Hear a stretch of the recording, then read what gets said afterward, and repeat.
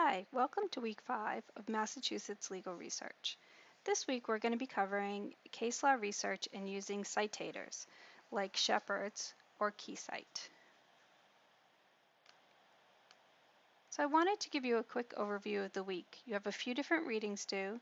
The first one is Legal Research in a Nutshell, which approaches the topic more generally, not Massachusetts specific. And that's available on the West Study Aids platform that we used the first week, although it's a different title. And I want you to be using the 12th edition, which is the one I gave you the link to.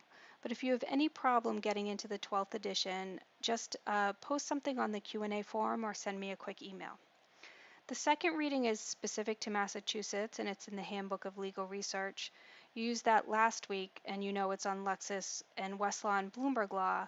I do want you to look at the exhibits this week, and they render the best, I think, on Bloomberg Law, just to give you a little pointer there.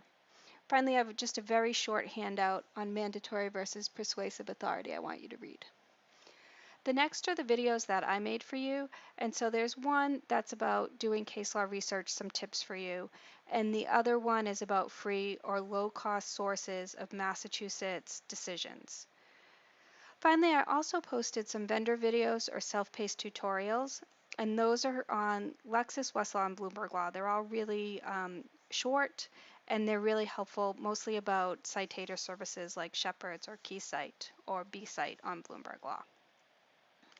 So let's talk a little bit about what's going to be due. So you have a quiz, which is going to cover the week 5 materials. It covers, in some cases, the reading or the videos, and in others, there's some research that you need to do. So read those instructions really carefully and give the best answer you can.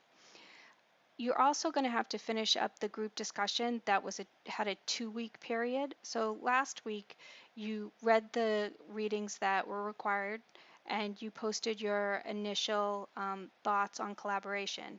This second week, what's due is your responses to 2 members of your group. Okay, so definitely finish that up.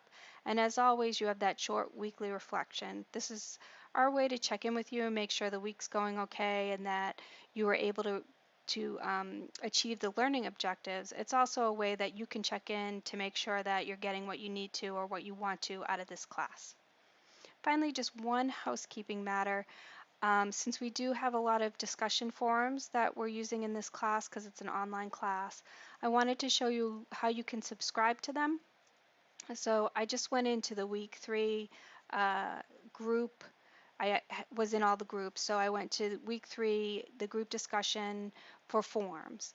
And what I wanted to show you is that when you're inside the forum that you want to subscribe to, up on the top there's you won't see all of these because some of them are only for teachers, but you should see this one that says subscribe because of the way I set up all your forums. And you click on this, and once you click on that, anytime somebody posts to the discussion forum, you'll get an email. So it's a good way of keeping track of who's posting and what's happening in the discussion forum. Okay, so I think that's it for some tips on what's happening this week for class. So let's get started now with week 5.